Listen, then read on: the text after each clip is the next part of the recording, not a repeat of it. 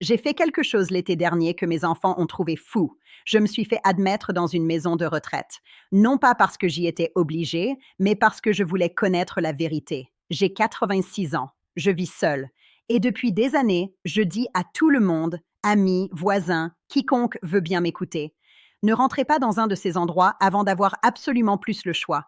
Mais je n'y avais jamais vraiment mis les pieds. Pas vraiment. Pas en tant que résidente. Alors, j'y suis allée. 3 jours. Chambre 14, deuxième étage. Une fenêtre qui donnait sur un parking. J'ai apporté mon propre oreiller. J'ai mangé la nourriture qu'on nous servait. Je me suis couchée quand on me l'a dit et je me suis réveillée quand les lumières se sont allumées.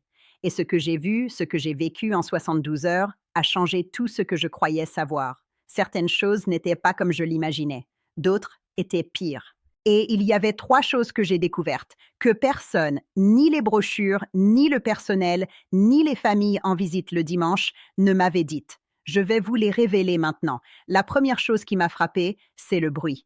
Pas celui auquel je m'attendais. Je m'attendais au calme. Un calme d'hôpital. Un calme institutionnel. Ce que j'ai eu, c'était une télévision allumée dans chaque chambre. Pas discrètement, mais fort, toute la journée, toute la soirée. Non pas parce que les résidents l'avaient choisie, mais parce qu'elle était allumée, parce que le silence, visiblement, était considéré comme un problème à résoudre. Ce premier après-midi, je suis restée allongée sur mon lit à écouter 3 émissions différentes traversant les murs. Et je me suis dit, c'est ça, ce qu'ils veulent dire quand ils disent que quelqu'un est entré en maison de retraite. Ce son précis, ce bruit particulier qui prétend tenir compagnie. La deuxième chose que j'ai remarquée, c'est l'emploi du temps. Petit déjeuner à 7h30, déjeuner à midi, dîner à 17h, lumières éteintes à 20h. Tout était décidé, tout était organisé, soigneusement, par des gens qui croyaient sincèrement qu'une routine prévisible était une gentillesse.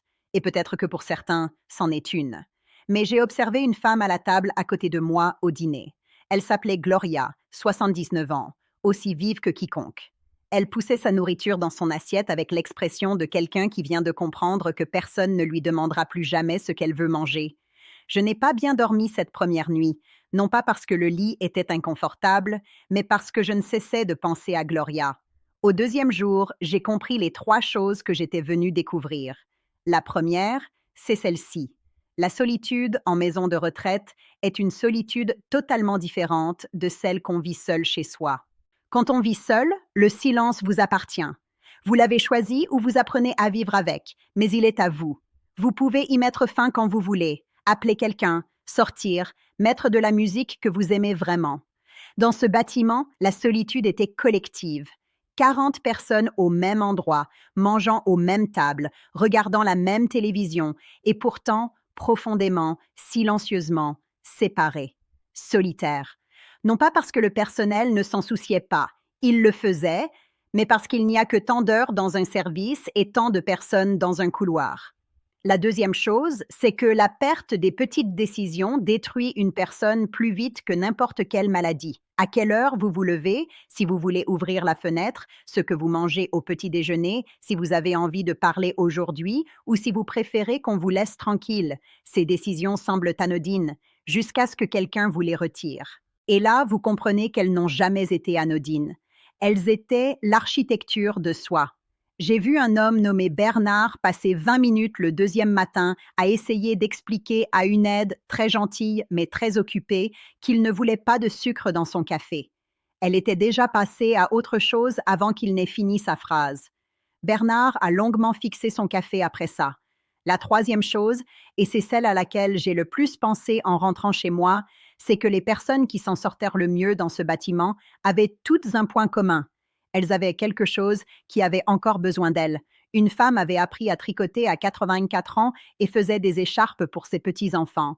Un homme écrivait des lettres, de vraies lettres, à la main, à des gens qu'il connaissait depuis toujours. Une femme de 91 ans gérait ce qu'elle appelait la table aux livres, un petit chariot de livres de poche qu'elle organisait et recommandait à qui passait. Ces personnes bougeaient différemment, parlaient différemment. Elles n'avaient pas disparu dans l'emploi du temps. Elles avaient quelque chose qui les tirait vers l'avant. Le troisième matin, j'ai fait mes valises et j'ai attendu que ma fille vienne me chercher. Gloria était au petit déjeuner quand je suis passée. Elle a levé les yeux et j'ai vu qu'elle se souvenait de moi. Je me suis assise avec elle quelques minutes avant l'arrivée de ma fille. Je lui ai demandé ce qui lui manquait le plus. Elle n'a pas hésité. Elle a répondu: ma cuisine, pas sa maison, pas son jardin, pas ses amis, même si je suppose qu'ils lui manquent aussi. Sa cuisine, le poids précis de ses propres casseroles, l'odeur de son propre café, la lumière particulière du matin à travers sa propre fenêtre. Je l'ai serrée dans mes bras en partant. Elle m'a tenue un peu plus longtemps que je ne m'y attendais. Dans la voiture, sur le chemin du retour, ma fille m'a demandé ce que j'avais appris. Je lui ai répondu: j'ai appris que l'indépendance n'est pas un luxe. Ce n'est pas quelque chose qu'on protège parce qu'on est têtu ou fier. C'est quelque chose qu'on protège parce que la perdre le droit de prendre ses propres petites décisions, de s'asseoir dans sa propre cuisine, de choisir son propre bruit ou son propre silence.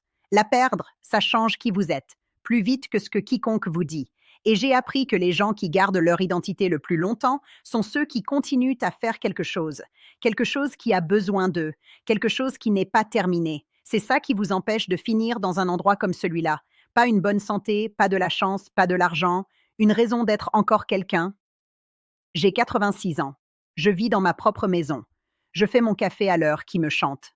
Je suis entrée dans ce bâtiment de mon plein gré. Je suis ressortie avec quelque chose que je n'attendais pas. Pas de la peur, mais de la clarté. La maison de retraite ne commence pas le jour où vous y emménagez, elle commence le jour où vous arrêtez d'avoir quelque chose qui a besoin de vous. Alors trouvez cette chose, protégez-la, soyez là pour elle chaque matin. Peu importe ce que c'est, un jardin, un petit enfant, une table de livres, une carte dans un couloir. Laissez cela être ce qui vous maintient dans votre propre cuisine. C'est la vérité que je suis allée chercher. Je vous retrouverai la prochaine fois.